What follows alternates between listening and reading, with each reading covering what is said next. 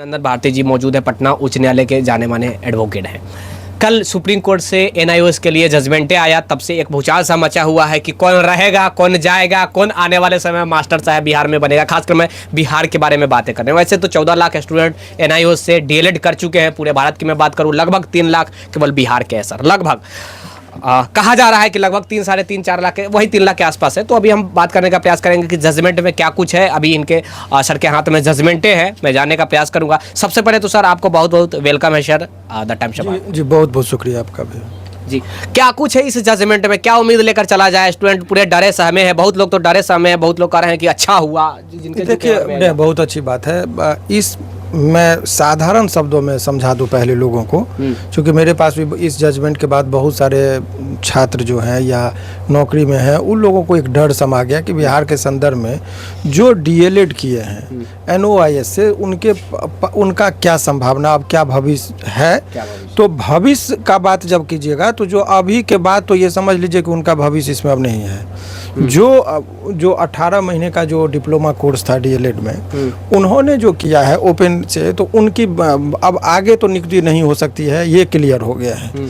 अब है कि इससे जो अभी जो वर्तमान में जो एग्जाम अभी एक लेने वाली है बिहार सरकार, 27वां विज्ञापन या 26वां जो बिहार बीपीएससी के द्वारा जो लिया गया, उसमें या इससे पूर्व में जो छठे चरण में था, उन लोगों के भविष्य का क्या होगा, रेट्रोस्पेक्टिव होगा कि नहीं होगा, सबसे बड़ा प्रश्न है कि इन लोगों के मन में एक डर समा गया है। तो इसके संबंध में देखिए, मूल रूप से समझिए कि उत्तराखंड और बिहार, तो उत्तराखंड में भी यही इशू था। उत्तराखंड की सरकार जो है सो वहाँ पर चैलेंज करने चली गई, और जब वहाँ पर वो चैलेंज हो गया तो ऐसे परिस्थिति में वहाँ पर वो बिहार का ही हवाला देते हुए माननीय सर्वोच्च न्यायालय ने कहा कि बिहार में जो ये इशू उठा था और ऑनरेबल हाई कोर्ट ने जो किया था आदेश, उसको पलटते हुए कहा कि वो थोड़ा सा उसमें त्रुटिपूर्ण वो आदेश था, इसीलिए उन्होंने उसको करेक्ट करते हुए ये बातें कही।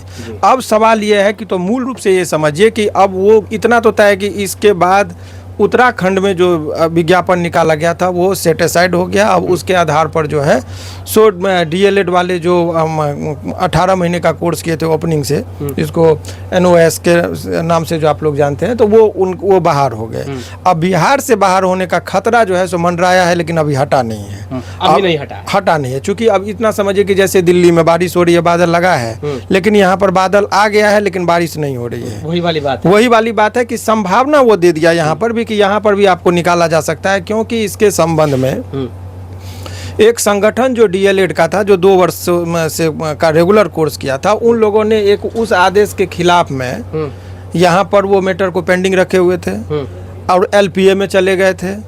उसमें बहुत संगठन के जो उनका नाम बताएं आपका, तो उसमें जो है वो संगठन जो डीएलएड वाले का है, ऑल इंडिया लेवल पर ही लोग बनाए हैं, उन लोगों ने संगठन के माध्यम से केस किया था, उसको पेंडिंग रखा था। अब जो ये ऑनरेबल सुप्रीम कोर्ट का जजमेंट आ गया, वो यदि यहाँ पर एमजेसी में वो जो जाएंगे और चैलेंज करेंगे और ओपन होंगे, तो ये सुप्रीम कोर्ट के जजमेंट के आलोक में हो सकता है कि ये जितने लोग हैं छठे चरण से लेके अभी तक में ये लोग बाहर हो जाएंगे डीएलएड वाले, ये संभावना। मतलब जो सर्विस में है उसके लिए बोल रहे हैं, बड़ी बात है। यस, सर्विस में जो है उनकी बात नहीं मैं कह रहा हूँ। छठे चरण में तो सर्विस में यस हाँ, छठे चरण में जो सर्विस यस हाँ, जो सर्विस में चले गए उन पर भी खतरा हो गया, क्योंकि एलिजिबिलिटी क्राइटेरिया जो थी वही गलत था, वो होना ही नहीं था। तो ऐसे परिस्थिति में एक जो है संकट के बादल उन लोगों पर भी मंडरा गए हैं, इसमें कहीं कोई दोहराई नहीं है। परंतु बिहार के संदर्भ में अभी जितने लोग हैं नौकरी, वर्तमान परिस्थिति में उस जजमेंट के आलोक में उन लोगों को अभी तो कोई डायरेक्ट क्लियर कट जजमेंट नहीं है, वो मैं पढ़ के सुना दे रहा हूँ कि कहाँ से संशय उत्पन्न होता है। उन्होंने भी ये अपना ये पहले जजमेंट का लास्ट कॉपी पढ़िए, तब आपको समझ में आएगा। हम चाहेंगे कि वो जजमेंट का, आप कैमरामैन को हम चाहेंगे कि वो दिखाएं भी, हम वो पढ़ देते हैं। इसमें क्या हुआ था वो सीधा करके लीजिएगा तब समझ में आएगा, और हम पढ़ देते हैं और इसके मायने बता देते हैं तो आपको समझ में आएगा। द इम्प्यून जजमेंट देखिए वो क्या लिखा है, the impugned judgment and order dated 14 September 2022 pass by the high court Uttarakhand at Nainital is quash and set aside. तो वो जो सुप्रीम कोर्ट का जो जजमेंट है उसमें उत्तराखंड का जो ऑर्डर था उसको क्वेश किया गया, न कि बिहार के संदर्भ में ये था।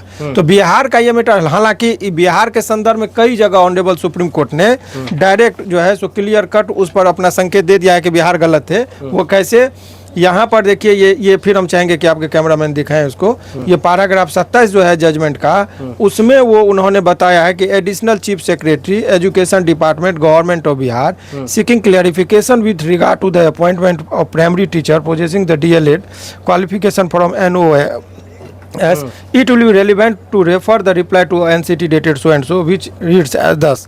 अब उसके बाद यहाँ पर ये पैराग्राफ बहुत क्लियर कहता है कि देखिए इट इज़ दस क्लियरली सीन दैट 6 सितंबर 2019 का जो था, it is also that the view of the NCT that the minimum qualification for appointment of teacher for class 1 to 8 is 2 years diploma in elementary education। It is clarified that the NCT recognize is only untrained service teacher। और इस प्रकार से जो है यानी कि 1 class से 8 class तक के शिक्षक बनने के लिए मिनिमम 2 साल का होना चाहिए। 5वीं वाला में भी होना था। और यहाँ पर स्पष्ट तरीके से ये जो एक सरोज संजय कुमार यादव का जो केस था वो बिहार का था, और इसी के संदर्भ में फाइनली वो जो एक संकेत दिए हैं, we find that the high court of Patna was totally erred in giving effect to the stand of NCT. माने कहा कि पटना हाई कोर्ट का जजमेंट जो था वो पूरी तरह से वो त्रुटिपूर्ण था कि एनसीटी का जो स्टैंड था उसको आधार पर ये किए। तो इस तरीके से वो दिए हैं। पटना हाई कोर्ट के जजमेंट का कई जगह जिक्र किए हैं जो गलत था। यहाँ पर भी देयरफॉर फाइंड दैट द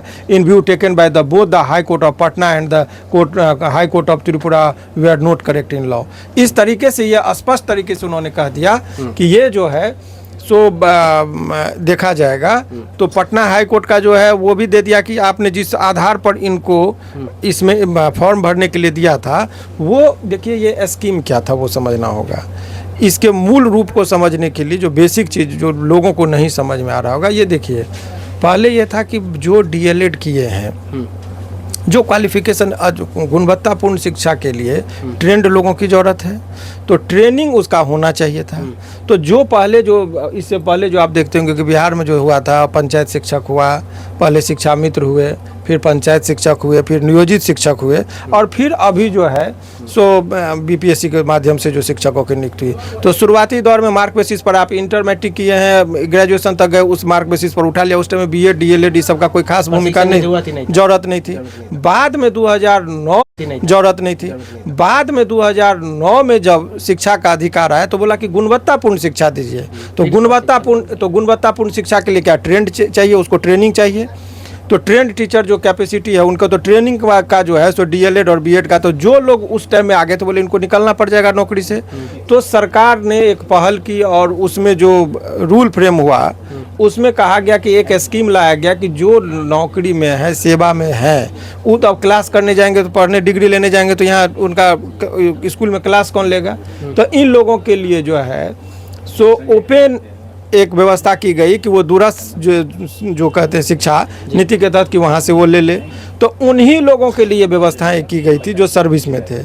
इस बीच में जब मान्यता मिल गई तो ये लोग कुछ लोग जब फॉर्म भरने लगे पटना का जो बिहार का जो वैकेंसी आया तो ये लोग बोले कि जब आप जो भी लोग वहाँ पर डीएलएड किए हैं ओपन व्यवस्थाएं में उन लोगों को भी आप मान्यता दीजिए।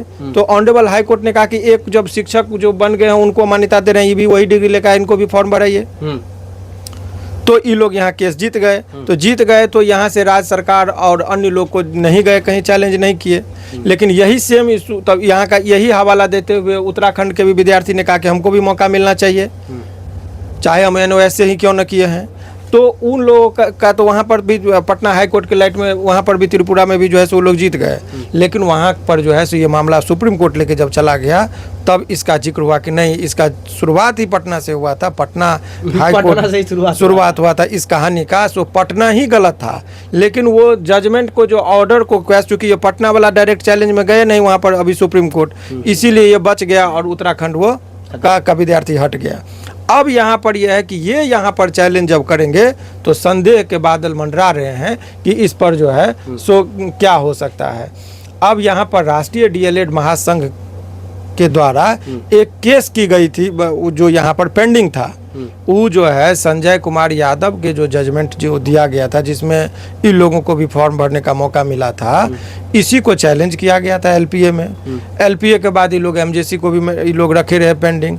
अब देखे कि लोग सुप्रीम कोर्ट का जजमेंट जो है सो इनके फेवर में आ गया, तो उनके जो महासंघ के राष्ट्रीय अध्यक्ष हैं वो थोड़ा अपना वो उस पर स्टडी किए हुए थे, तो उन्होंने हमसे बात किया, तो उन्होंने कहा कि इसको सर हम जो है सो एमजेसी किए हुए हैं, उसको भी अब हम लोग इस पर देखिए जब हम लोग का फेवर में आएगा तब इस परिस्थिति से जो है सो खतरा मंडरा रहा है। अगर सीधा मैं बताऊं तो क्या कहना चाह रहे हैं? सीधा जो बहुत अच्छा बात आपने कहा, उतना डीपली लोगों को समझने की सीधा समझिए। तो अभी वर्तमान परिस्थिति में बिहार में एनओएस जो किए हैं, वर्तमान में खतरा नहीं है, लेकिन खतरे के बादल मंडरा रहे हैं। इस जजमेंट के बाद इन लोगों को जो है सो कोई खतरा भी नहीं है। अभी फिलहाल में नहीं है, लेकिन खतरा के बादल है, कभी भी कुछ हो सकता है। हाँ, चलिए देखिए, ये अभी सिचुएशन है एनआईओएस संबंधित। अभी हाईकोर्ट के एडवोकेट साहब से हम जानकारी लेने का प्रयास किए। सही जानकारी यही है, जो डीएलएड एनआईओएस डीएलएड संबंधित जो सुप्रीम कोर्ट से जो जजमेंटें आई है, 38 पेज का जजमेंट है, उनसे ये स्टडी कल देर रात स्टडी किए और देन फिर अभी समझाने का प्रयास किए हैं। सहयोगी कैमरा पर्सन राजेश राज के साथ मैं विकी गोयल, धन्यवाद।